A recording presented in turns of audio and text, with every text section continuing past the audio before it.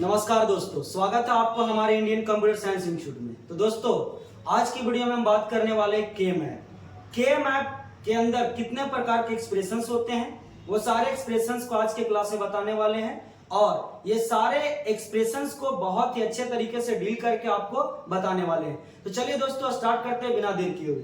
यहाँ पे सबसे पहले मैं बताऊं आपको तो के मैप, ये जो के मैप है, इस के मैप के अंदर दो प्रकार के एक्सप्रेशंस होते हैं।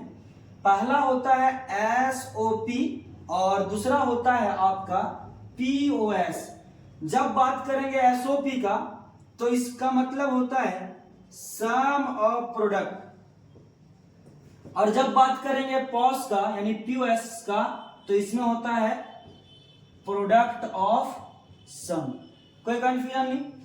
जब बात करेंगे हम लोग एसओपी का तो इसके अंदर आपको निकालना है मीन टर्म, और जब बात करेंगे पीओएस का तो इसके अंदर निकालना है आपको मैक्स टर्म। कोई कंफ्यूजन नहीं। अब जब बात करेंगे हम लोग एसओपी का तो इसके अंदर जो एक्सप्रेशंस लिखे रहते हैं कुछ इस प्रकार के रहते हैं, A B C plus C D, ऐसा एक्सप्रेशन लिखा हुआ रहेगा। प्रोडक्ट में रहेगा नहीं, गुना में रहेगा, इसको जोड़ देना है। ठीक है, क्या कहला गया? Product of sum of product. और जब बात करेंगे पीओएस पॉस का तो इसके अंदर कुछ इस प्रकार का एक्सप्रेशन रहता है, ए प्लस बी प्लस सी, जिसको हम लोग गुना कर देंगे सी डी के साथ, ऐसा कुछ एक्सप्रेशन लिखा रहता है। ठीक है, अब एसओपी के केस में यानी एसओपी और पीओएस, इसको हम पहचानेंगे कैसे कि के मैप के अंदर एसओपी निकालना है या पीओएस पॉस निकालना है। तो देखिए, जब बात किया जाएगा एसओपी का तो इसको हम लोग डिनोट करते हैं यानी पहचानते हैं सिग्मा से, और जब बात करेंगे पॉस का तो इसको हम लोग पहचानते हैं पाई से। समझ गए? ये आपका बेसिक चीज है जो आपको याद रखना है। अगर ये सारे कॉन्सेप्ट को अगर आप याद नहीं रखते हैं तो आगे जो एक्सप्रेशंस होंगे के मैप के, आप उसको सॉल्व नहीं कर पाएंगे। तो ये बेसिक चीज आपको ध्यान रखना है कि एसओपी का मतलब होता है सम ऑफ प्रोडक्ट, जिसमें हमको निकालना है मीन टर्म, और इसके अंदर कुछ इस प्रकार के एक्सप्रेशंस लिखे रहेंगे, गुना में उसको जोड़ देना है, और इसको हम लोग डिनोट करते हैं सिग्मा से। कोई कंफ्यूजन नहीं। जब बात करेंगे पॉस का तो इसका मतलब होता है प्रोडक्ट ऑफ सम, जिसके अंदर हमको निकालना है मैक्स टर्म, और इसके अंदर जो एक्सप्रेशंस लिखे रहेंगे वो कुछ इस प्रकार के लिखे रहेंगे, यानी कि प्लस में लिखे रहेंगे और उसको क्या कर देना, आपको गुना कर देना है। तो क्या कहला जाएगा? प्रोडक्ट ऑफ सम। कोई कंफ्यूजन नहीं, जिसको हम लोग डिनोट करते हैं पाई से। तो देखिए, यहां पर आपके स्क्रीन पर क्वेश्चन दिख रहा होगा जो कि लिखा हुआ है गिवन द फंक्शन एफ, जो ब्रैकेट के अंदर 4 वेरिएबल लिखा हुआ है, जिसको डिनोट किया हुआ है सिग्मा से, और कुछ अलग अलग प्रकार के वैल्यू लिखे हुए हैं। तो देखिए, पहचानना कैसे कि एसओपी और पीओएस, यहां मैंने बताया सिग्मा और पाई। एसओपी के केस में क्या रहेगा? सिग्मा, और पीओएस के केस में क्या रहेगा? पाई। तो देखिए, क्या लगा हुआ है यहाँ पे? आपका सिग्मा लगा हुआ है, यानी कि आपको क्या निकालना है? एसओपी। और इसी को आज के क्लास में लोग डील करने वाले हैं, समझने वाले हैं। तो चलिए एसओपी पहले निकालते हैं, फिर आपको सिखाएंगे पीओएस निकालना, यानी कि सम ऑफ प्रोडक्ट और प्रोडक्ट ऑफ सम। तो चलिए स्टार्ट करते हैं।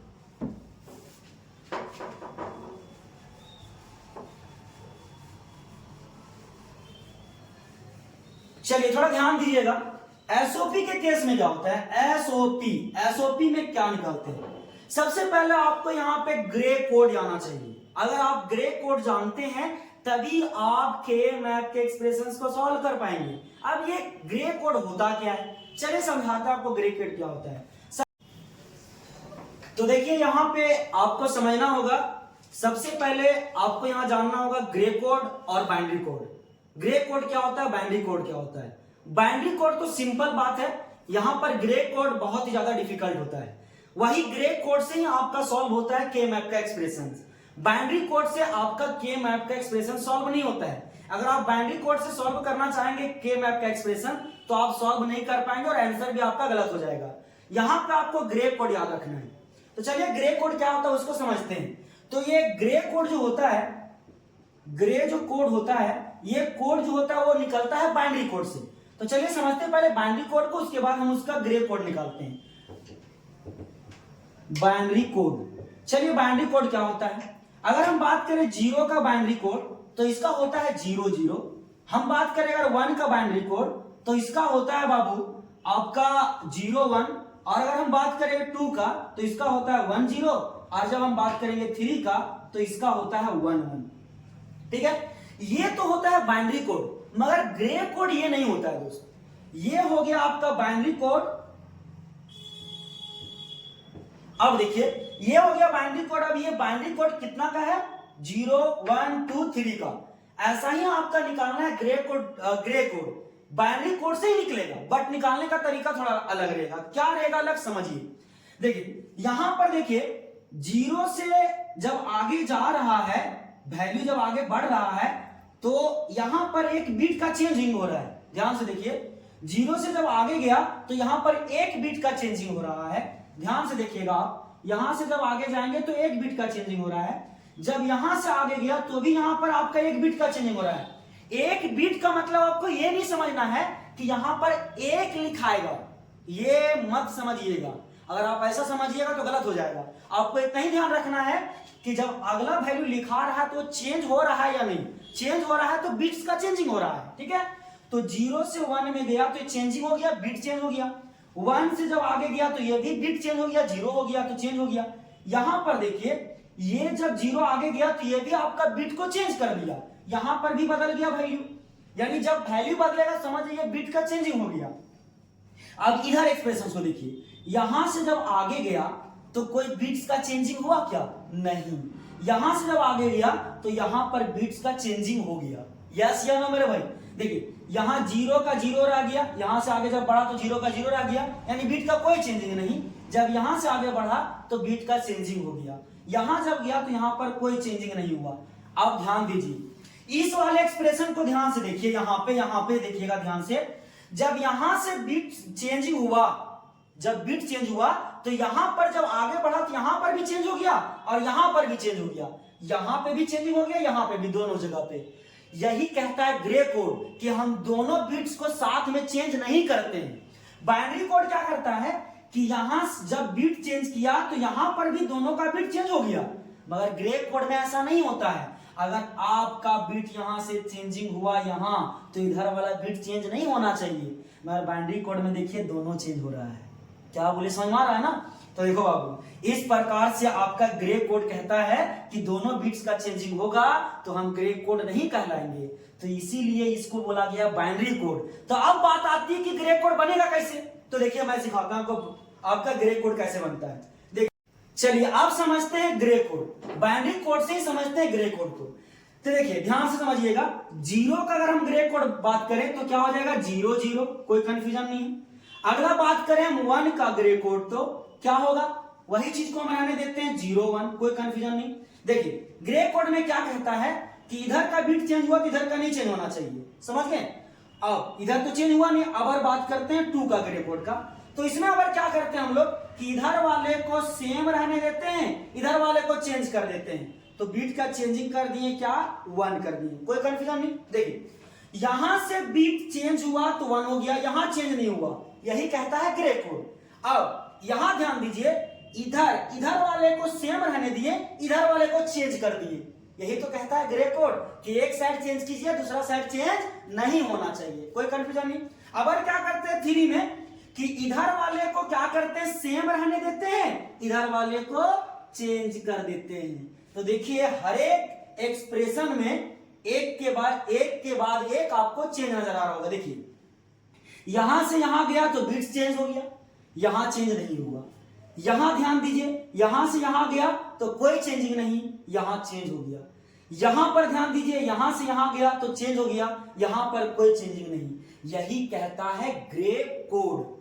इधर में क्या हो रहा था कि दोनों बीट्स एक ही साथ चेंज हो रहा था, बट इधर दोनों बीट्स साथ में चेंज नहीं हो रहा है। समझ गए? यही है ग्रे कोड और इसी से बनेगा आपका के मैप का एक्सप्रेशन।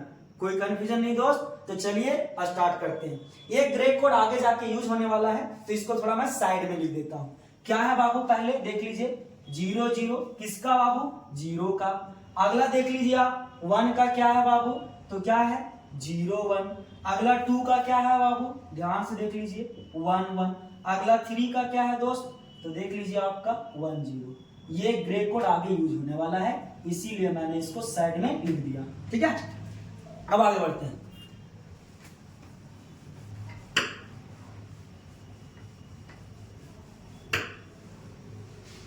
चलिए अब समझते हैं कि के मैप का आखिर डायग्राम किस प्रकार का होता है। तो देखिए सबसे पहले अगर हम बात करें टू वेरिएबल का, तो 2 का पावर n, 2 वेरिएबल का, तो 2 दूना 4, तो 2 वेरिएबल का कितना बनेगा,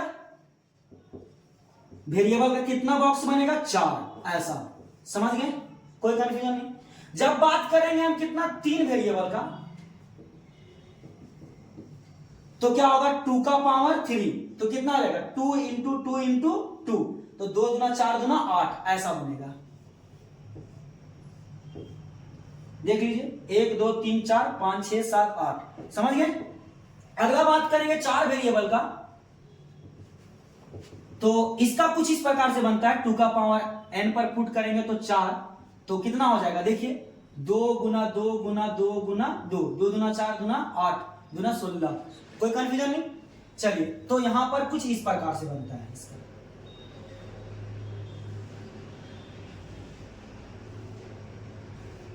देखिए ऐसा, कोई कंफ्यूजन नहीं दोस्त। अब देखिए ये जो है ये है किसका, 4 वेरिएबल का, ये वाला जो है ये किसका है, 3 वेरिएबल का, और ये वाला किसका है आपका 2 वेरिएबल का। ये कैसे हम लोग निकालते हैं, 2 का पावर n वाले फार्मूला पर पुट करके, समझ गए। अब यहां पर क्वेश्चन में देखिए 4 वेरिएबल का कर्नल मैप आपको बनाना है, कोई दिक्कत नहीं। तो यहीं से आपका आता है क्वेश्चन का शुरुआत और क्वेश्चन का सॉल्यूशन, तो ध्यान से बने रहिए वीडियो पे। तो चलिए स्टार्ट करते हैं क्वेश्चन को सॉल्व करना।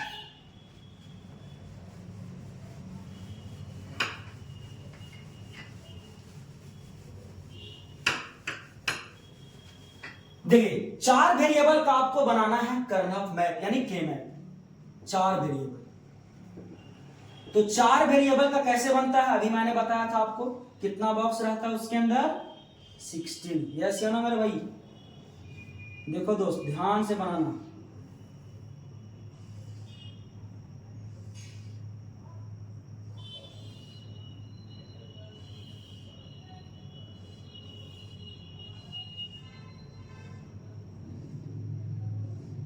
ठीक, अब क्या करना है ध्यान दीजिए।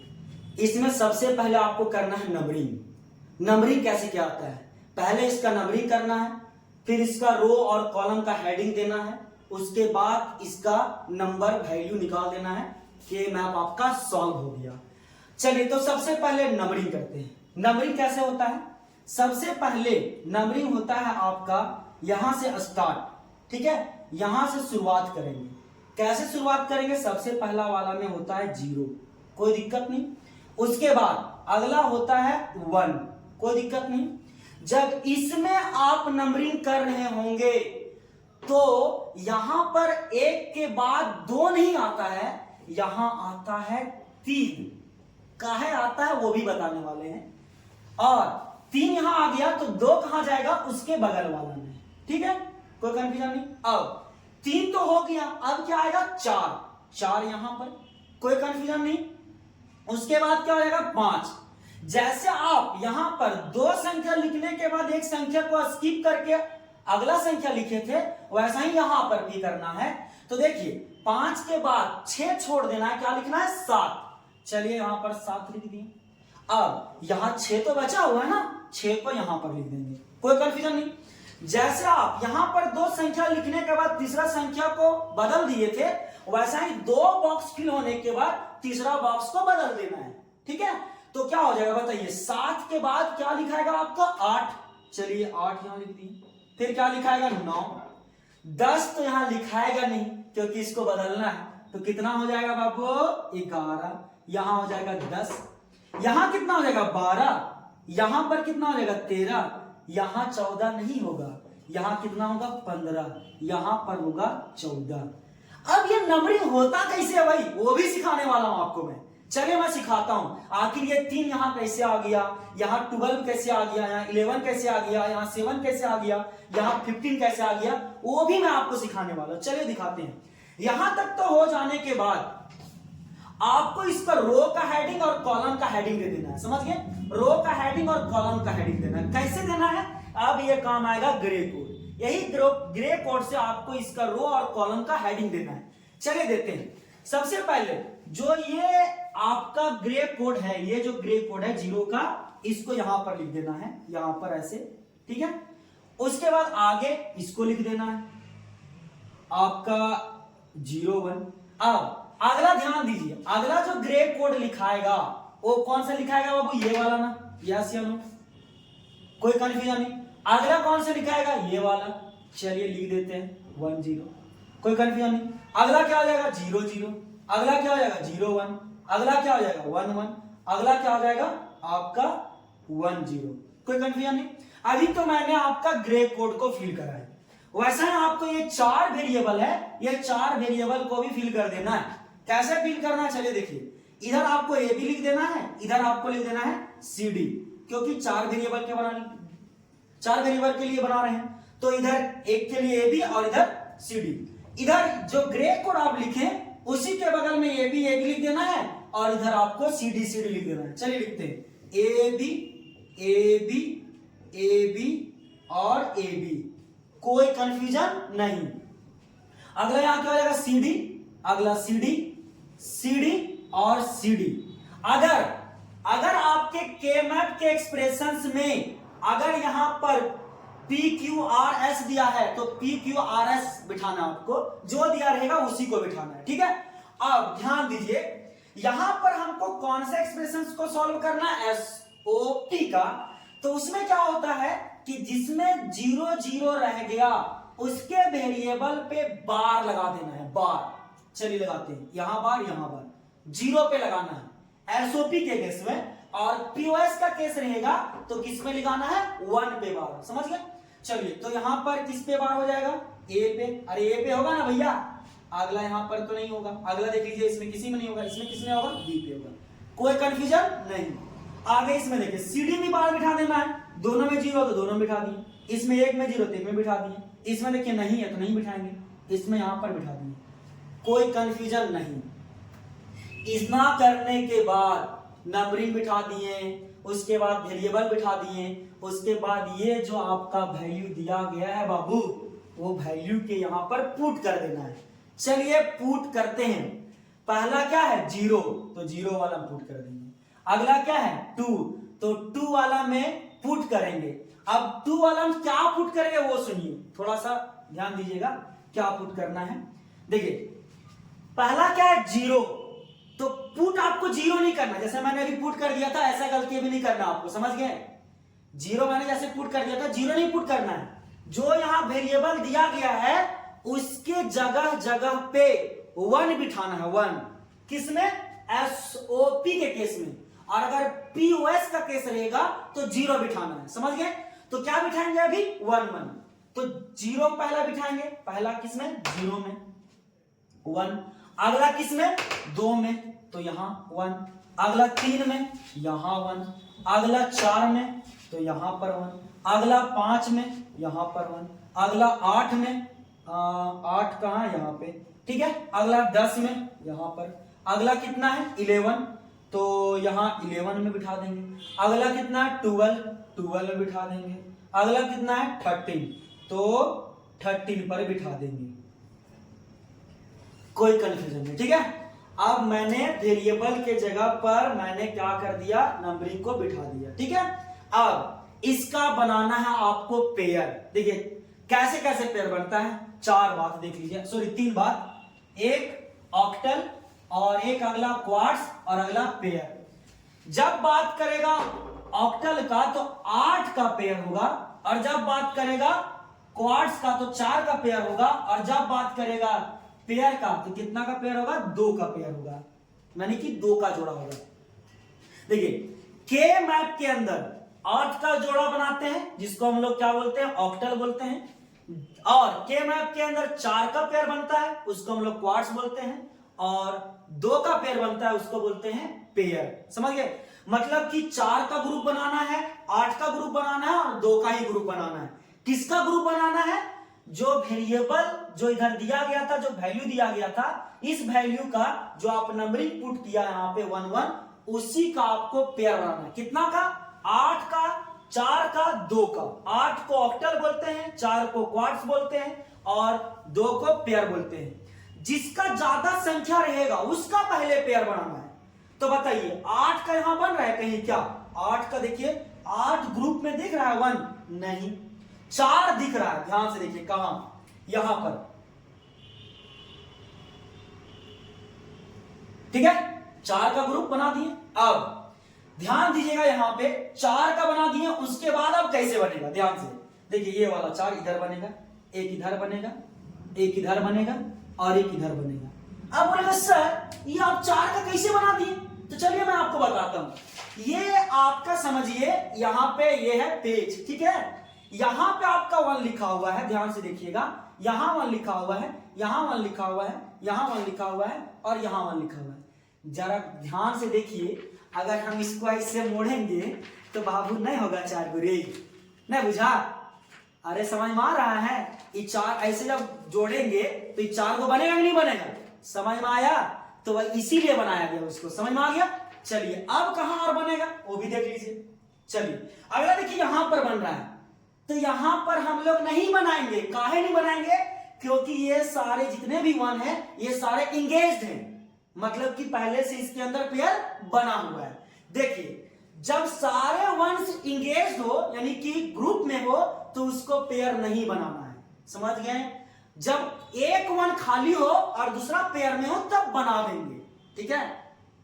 जब एक 1 खाली हो और दूसरा पेयर में हो तब बना देंगे, और सारे 1 अगर इंगेज्ड हो, सारे पेयर में बने हो तब नहीं बनाएंगे। समझ गए? तो देखिए यहां पर और कुछ बन रहा है। हाँ बन रहा है, देखिए कैसे? देखिए इधर 4 का बन रहा है, इधर और इधर। ये देखो, इसको जब ऐसे उल्टा करेंगे तो बनेगा रे? नहीं बुझा? चलो उठाते हैं। देखिए ऐसे, यहां पर है एक 1, यहां पर एक 1 यहां और एक 1 यहां, एक 1। बताओ इसको जब ऐसे मोड़ेंगे तो भैया 4 बना होगा रे? अरे होगा भैया, तो बना देंगे, कोई दिक्कत नहीं। अब आगे बढ़ते हैं। चलिए अब इतना काम कंप्लीट हो गया दोस्त, अब फाइनल रिजल्ट लाना है। चलिए लाते हैं रिजल्ट कैसे आता है। देखिए यहां पर मैंने बताया था एसओपी के केस में आपको निकालना क्या चीज है? Mean term. समझ गए? Mean term. चलिए निकालते हैं, कैसे निकलता है। तो कैसे निकलता है चलिए दिखाते हैं आपको। सबसे पहले यहां पर देखिए, यहां पर ये वाला जो पेयर बना था, ये चारों मिलकर के बना था 1 2 3 4। तो देखिए सबसे पहले हमको निकालना क्या है? Mean term. पहला निकालते हैं, पहला मीन टर्म क्या निकलेगा? इसके जरूरत नहीं, इसको हटाते हैं। पहला क्या निकलेगा? देखिए मीन टर्म M0, कोई कंफ्यूजन नहीं। मीन टर्म निकाल रहे हैं, M0 लिख दिए। अगला क्या लिखेंगे? प्लस M2, कोई कंफ्यूजन नहीं। अगला क्या लिखेंगे? ध्यान दीजिए, अगला क्या लिखेंगे? यहां पर ये वाला अगला लिखेंगे। ये वाला क्या हो जाएगा? प्लस M8, कोई कंफ्यूजन नहीं। अगला क्या हो जाएगा? M प्लस M10, कोई कंफ्यूजन नहीं है दोस्त। बट इसके आगे ये सब का देखिए, इसका और इसका, ये दोनों रो का, इसमें दोनों में कॉमन कौन है? देखिए एक के ऊपर बार है, एक के पास बार नहीं है। इसमें देखिए, इसमें बार है और इसमें बार है, दोनों में देखिए कॉमन आ रहा है ना, कॉमन। तो कॉमन वाला निकाल दोगे, क्या हो जाएगा? बी बार, कोई कंफ्यूजन नहीं। अब देखिए ये वाला ये वन जो पेयर बना था, ये तो अभी मैंने रो को डिसाइड करा, रो को लिखा मैंने, बट कॉलम को लिखना तो बचा हुआ ना दोस्त, कॉलम वाला।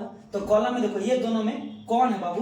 कौन है बाबू? सेम बताओ तो। सी के ऊपर बार है, यहां सी के ऊपर बार नहीं। डी के ऊपर बार है, डी के ऊपर बार है, यहां पर डी बार लिख देंगे, कोई कंफ्यूजन नहीं। आगे बढ़ते हैं। दूसरा में क्या होगा? देखिए दूसरा हम इसको निकालते हैं। ये वाला रो और ये कॉलम, ये वाला कॉलम मिलकर के ये बना है पेयर, ठीक है? तो क्या निकलता है? देखिए सबसे पहले क्या निकलेगा आपका? पहला आपका ये क्या हो जाएगा? M4 प्लस क्या हो जाएगा M5 प्लस क्या हो जाएगा M12 प्लस M13। कोई कंफ्यूजन नहीं, ठीक है। अब इसके बाद ये दोनों रो में कॉमन कौन है, ये दोनों कॉलम में कॉमन कौन है उसको निकालना है। तो देखिए ये दोनों कॉमन कौन है, बी के ऊपर बार है, सॉरी ए के ऊपर बार है, ए के ऊपर बार नहीं है, दोनों बी के ऊपर देखिए बार नहीं है, तो क्या निकाल देंगे बी, ठीक है। अब इसमें देखिए इसमें देखिए दोनों में कॉमन कौन है, तो देखिए आपका इसमें कॉमन क्या है, सी के ऊपर बार है, डी के ऊपर बार है। यहां पर देखिए सी के ऊपर बार है, डी के ऊपर बार नहीं, इसमें कॉमन कौन है सी बार, सी बार निकाल देंगे, कोई कंफ्यूजन नहीं। अगला लास्ट कौन बचा, ये चलिए अब इसको लिखते हैं, कैसे लिखता है ये देखिए, ध्यान दीजिए क्या होगा, ध्यान दीजिएगा, ये और इधर ये, ठीक है। क्या होता है, सबसे पहले क्या हो जाएगा आपका M3, ठीक, M3 प्लस क्या हो जाएगा M2 प्लस अगला क्या हो जाएगा M11 प्लस M10, कोई कंफ्यूजन नहीं, ठीक है। अब ये दोनों रो और ये दोनों कॉलम में कॉमन कौन है, देखिए ये दोनों रो और ये दोनों कॉलम कॉमन कौन है, तो ध्यान दीजिए इसमें कॉमन कौन है बाबू, बी बार, चलिए लिख देते हैं बी बार। ये कॉलम में कॉमन कौन है, सी लिख दिया, देखिए इसमें बार है, इसमें बार नहीं, ये दोनों में बार नहीं। चलिए अब इसको क्या कर देना, जोड़ देना ऐसे, B bar plus B C bar plus B bar C, ये आपका आ गया फाइनल आंसर के मैप का सॉल्यूशन। कौन सा केस वाला, SOP, सम ऑफ प्रोडक्ट। अगला वीडियो में बताएंगे आपको प्रोडक्ट ऑफ सम। तो आज के लिए इतना ही, मिलते हैं आपसे नेक्स्ट वीडियो में। थैंक यू, धन्यवाद।